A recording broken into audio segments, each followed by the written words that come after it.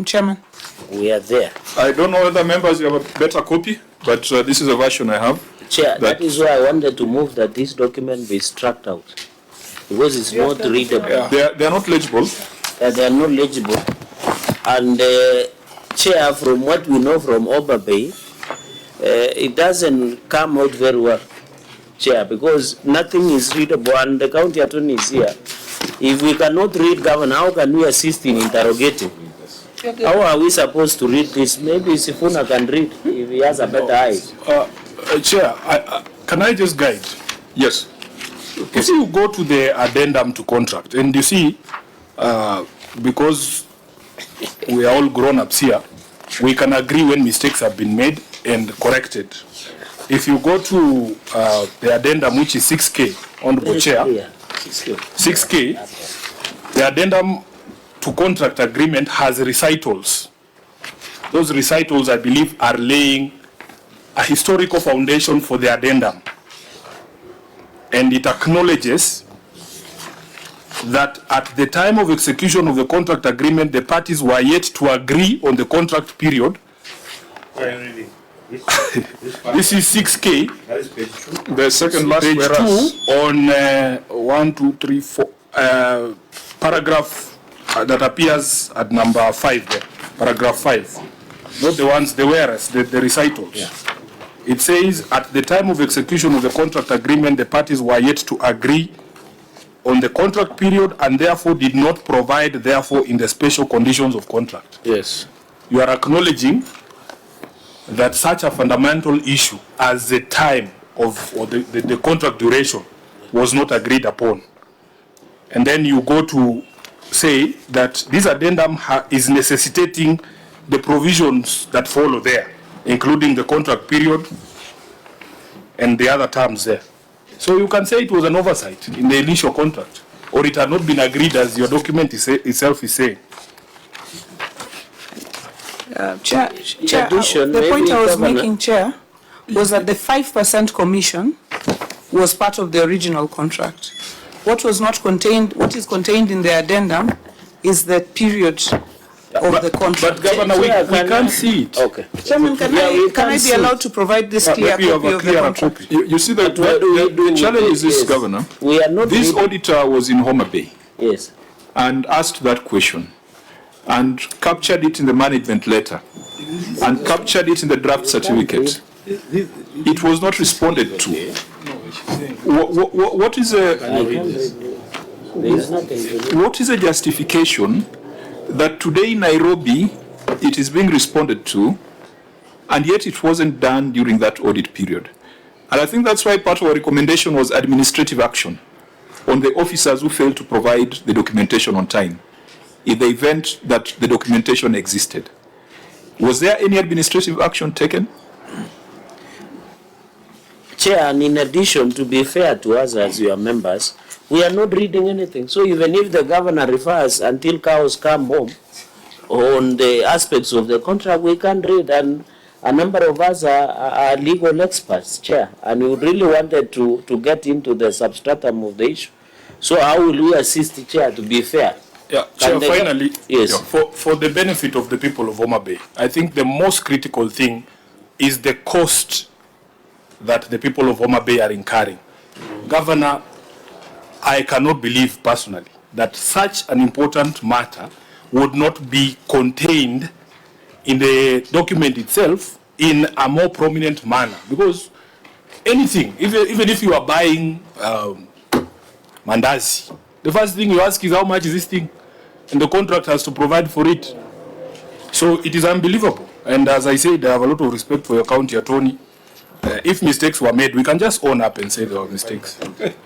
But Chair, this is more than a mistake. Because are you saying, through the Chair, Governor, are you saying that the 5% is provided for on the last page of? Yes, the 5% is provided for on this contract where it says summary of costs.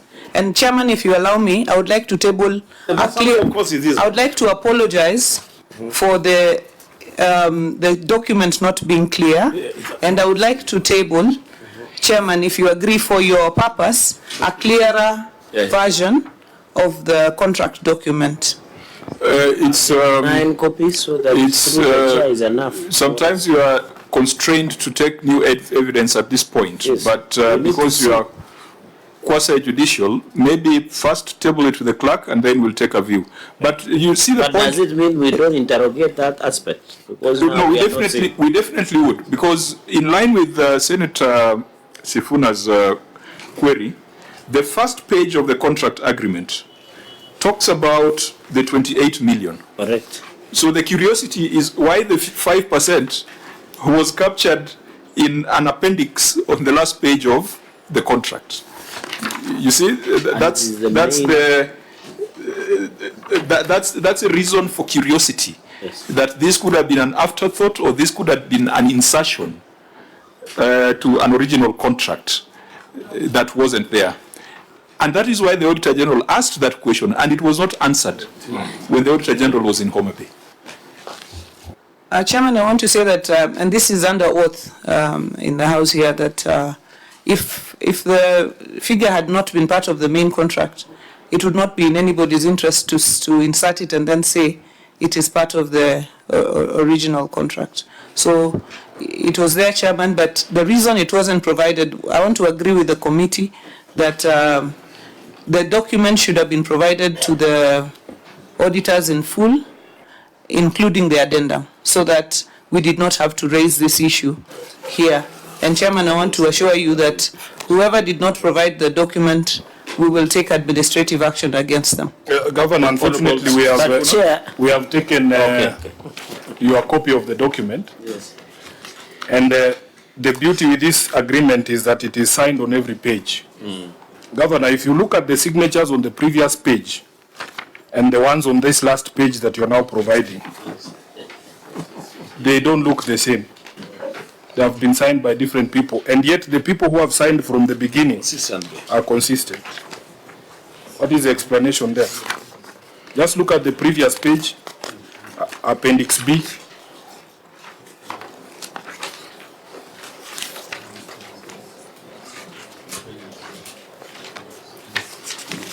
The document, the page you are looking at is the Appendix C, Summary of Costs. Just flip one page back to Appendix B and look at the signatures down there. Go back as many pages as you want.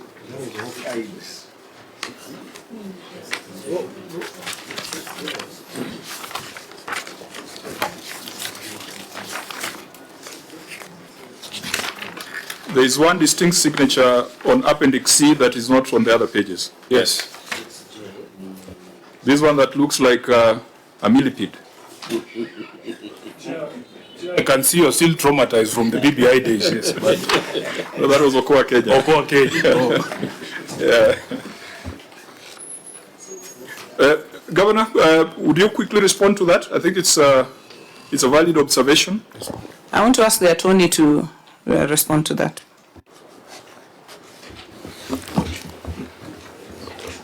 Thank you very much, Chair. Chair, I just want to make reference to the document that is annexed at 6J, which is the Contract on Automation of Revenue Collection and Management System. So, Chair, if you go to that document on page 2, you will see what constitutes the contract. And from the word go, you will see that at part C, whereas the amount of the contract is stated there at part C. But it goes ahead at paragraph 1, now therefore, that the following documents attached here shall be deemed to form an integral part of this contract. So it lists them, and it goes to number C, the appendices. Now on the appendices, number 1 is terms of reference, number 2 is the key experts, and appendix C is reimbursable cost estimates. So appendix A, B, and C constitute part of this contract. Now, what Her Excellency is referring to, and where there is a 5%, is appendix C. Now, if you go to the second last page of that document, it lists now the appendices. Number B is the key experts, then the last page is the breakdown of contract price.